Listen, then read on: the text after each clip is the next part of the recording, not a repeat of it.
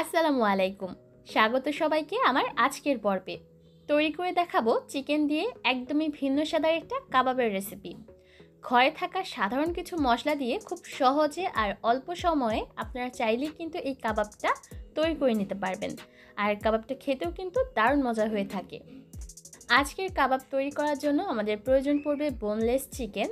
আমি এখানে 400 গ্রামের মতো মুরগির বুকের মাংস ব্যবহার করেছি আর মাংসগুলোকে একটু ছোট টুকরা করে কেটে নিয়েছি।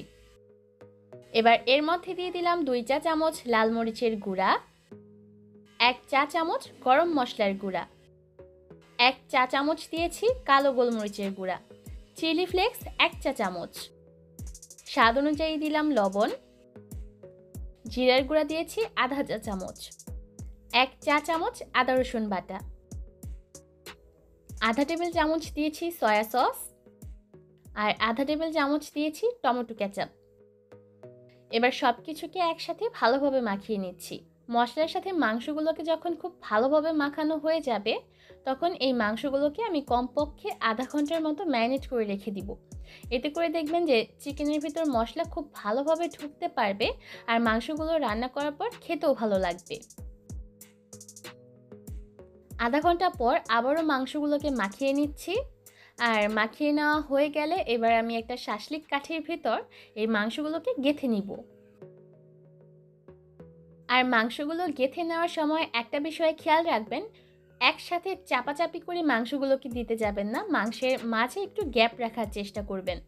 এতে করে কাবাবগুলো যখন ভাজবেন তখন সবগুলা মাংসই খুব ভালোভাবে সেদ্ধ হওয়ার সুযোগ পাবে। একটা শাসলিক কাঠির ভিতর কিন্তু মাংসগুলো গেঁথে নেওয়া হয়ে গেছে। এবার একইভাবে করে বাকি কাঠিগুলোর মধ্যেও আমি মাংসগুলোকে গেঁথে নিব। আর যখন সবগুলো শাসলিক কাঠি দিয়েই মাংসগুলো গেঁথে নেওয়া হয়ে যাবে তখন চলে যাচ্ছি পরবর্তী স্টেপে। তার জন্য প্রথমেই বাটির মধ্যে একটা ডিম ভেঙে নিয়ে নিলাম আর এর মধ্যে দিলাম 1/4 কাপ লিকুইড দুধ, সেই সাথে দিয়ে দিলাম আধা চা চামচ চিলি ফ্লেক্স। এবার সব কিছুকে একসাথে ভালোভাবে মিশিয়ে নিচ্ছি আর মেশানো হয়ে গেলে আমি বাটিটাকে একটা সাইডে রেখে দিব। এবার আরেকটা বাটির মধ্যে আমি নিয়ে নিলাম আধা কাপ পরিমাপে ময়দা। এবার ময়দাটাকে হাতের সাহায্যে একটু ছড়িয়ে দিতে হবে।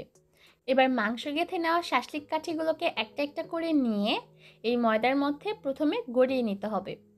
আর একটু ভালোভাবে গড়িয়ে নিতে হবে যাতে করে ময়দা খুব ভালোভাবে মাংসের সাথে লেগে যায়। তারপর একটু ঝেড়ে নিলেই দেখবেন যে আলগা ময়দাটা পড়ে যাচ্ছে। আর ঠিক তখনই মাংসটাকে নিয়ে আমরা যে ডিমের মিশ্রণটা তৈরি করেছি সেই মিশ্রণের মধ্যে চুবিয়ে নিতে হবে। আর ভালোভাবে একটু চুবিয়ে নেবেন যাতে করে প্রতিটা সাইড থেকেই ডিমের মিশ্রণটা মাংসের গায়ে লেগে যায়। এবার এই শাসলিক কাঠিটাকে ডিমের মিশ্রণ থেকে তুলে সরাসরি ব্রেড ক্রাম্ব দিয়ে দিলাম। আমি এখানে ব্রেড ক্রাম্ব ব্যবহার করেছি, আপনারা চাইলে টোস্ট বিস্কিটের গুঁড়াও ব্যবহার করতে পারেন। আর খুব ভালোভাবে ব্রেড ক্রাম্ব দিয়ে কোটিং করে নিতে হবে যাতে করে চিকেনের প্রতিটা সাইড থেকেই ব্রেড ক্রাম্ব ভালোভাবে লেগে যায়। আর একইভাবে করে আমি বাকি মাংসের কাঠিগুলোকেও ব্রেড ক্রাম্বে গড়িয়ে নিব আর এগুলোকে ভাজতে চলে যাব। কাবাবগুলোকে ভাজার জন্য তেলটা খুব ভালোভাবে গরম হতে হবে।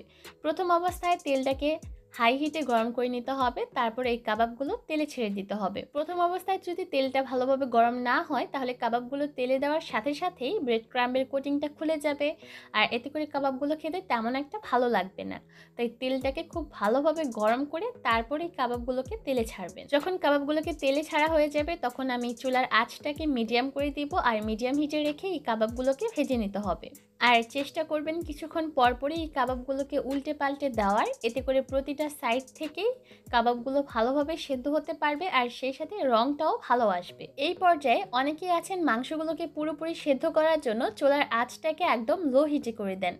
এতে করে কিন্তু চিকেনের যে উপরের কোটিংটা আছে সেই কোটিংটা খুলে যাওয়ার সম্ভাবনা আছে। তাই চিকেনগুলো তেলে ছাড়ার পর চুলার আঁচ মিডিয়াম হিটে রেখে এই কাবাবগুলোকে ভেজে নিতে হবে।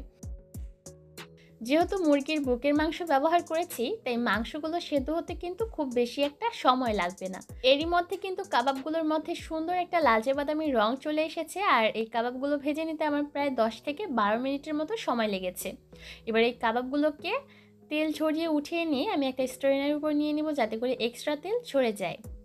এখন অনেকের মনেই প্রশ্ন থাকতে পারে, উপরের অংশটা তো পারফেক্টভাবে কুক হলো, কিন্তু ভিতরের মাংসটা ভালোভাবে সেদ্ধ হলো কিনা। তার জন্য আমি একটা মাংস আপনাদের ছিঁড়ে দেখাই, আর দেখে নিশ্চয়ই বুঝতে পারছেন মাংসগুলো কিন্তু খুব ভালোভাবে সেদ্ধ হয়ে গেছে, আর হাত দিয়ে চাপ দেওয়ার সাথে সাথেই ভেঙে যাচ্ছে। সহজ এই কাবাবগুলো আপনারা চাইলে সকালে রুটি বা পরোটার সাথে সার্ভ করতে পারেন, আবার চাইলে বাচ্চাদের টিফিনে দিতে পারেন। আশা করছি আমার আজকের রেসিপি আপনাদের কাছে ভালো লেগেছে। আজকের মতো এখানে বিদায় নিচ্ছি। সবাই অনেক ভালো থাকবেন। আল্লাহ হাফেজ।